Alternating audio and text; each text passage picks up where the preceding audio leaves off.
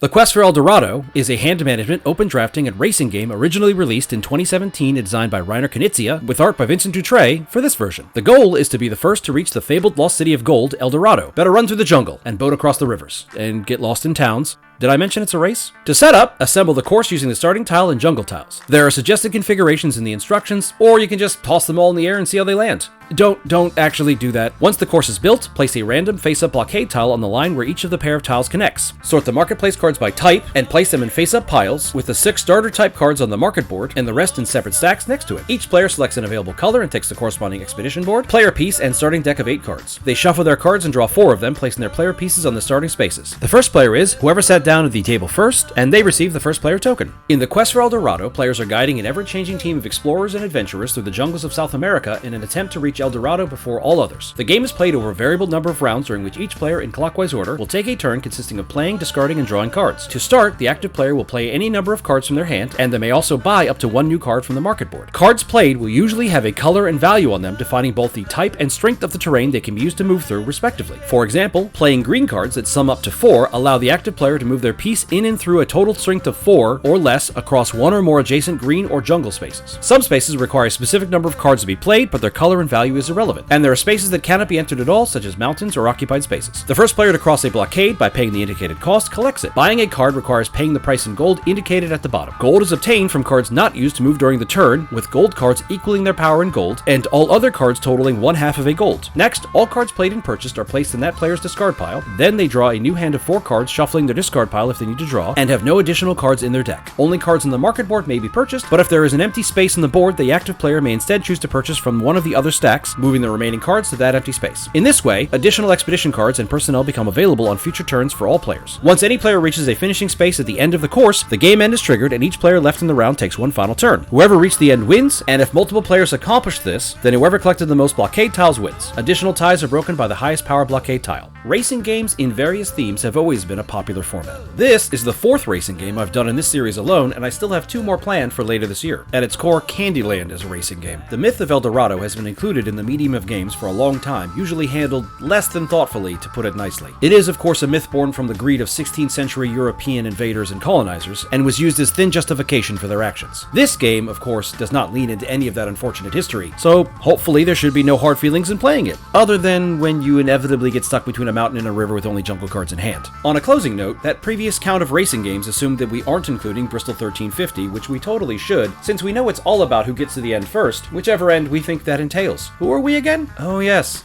we're always game.